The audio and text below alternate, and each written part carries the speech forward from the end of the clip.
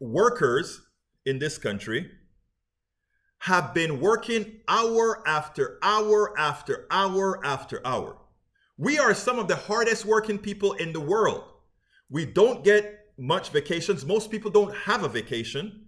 We don't get family leave. Most people don't get family leave. Most people don't get sick leave. Most people don't get a lot of these things.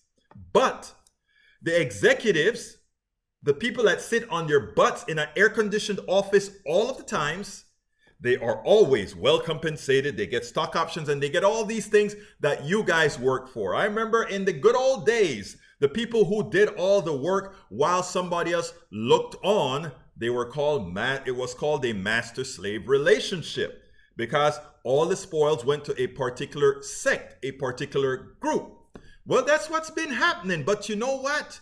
Finally, workers are starting to assert their worth. I've been writing article after articles. I have everyone says, Americans, assert your worth, because we are the ones who make things happen. I mean, we need the executives to direct, but they cannot direct if there's not what to direct, if there's not an intellect to produce. But you know what? This pandemic may have opened the door to see much more.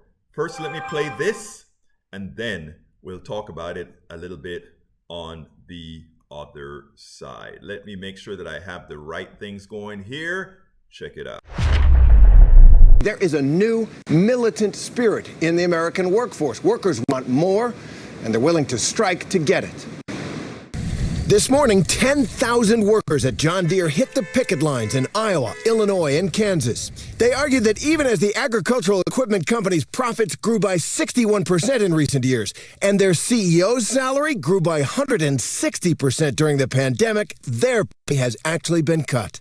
We need to let them know that they can't continue to take our money and take our money and take our money. Across the country, labor is on the march. In California and Oregon, 24,000 nurses and other healthcare workers at Kaiser Permanente voted to authorize a strike over pay and better working conditions.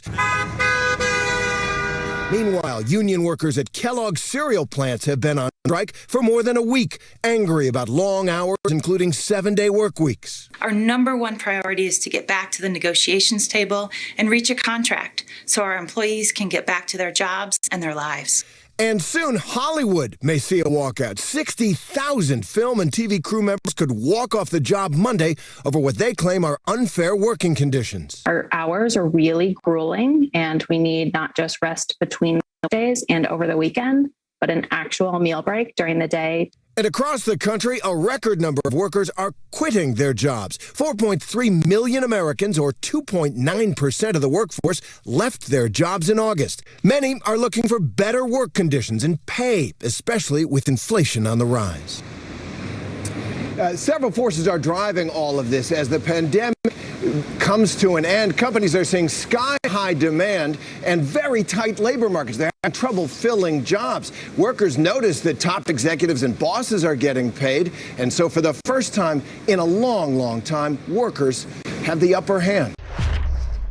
That report by ABC, I loved it. I love that report because it was actually placed in very well context, but I like the last sentence. For the first time in a long, long time, workers are in command. We spend a lot of time deconstructing the news, trying to parse it into a form that everybody can understand. We try to find those little nitpicks where it flies above the fray, etc.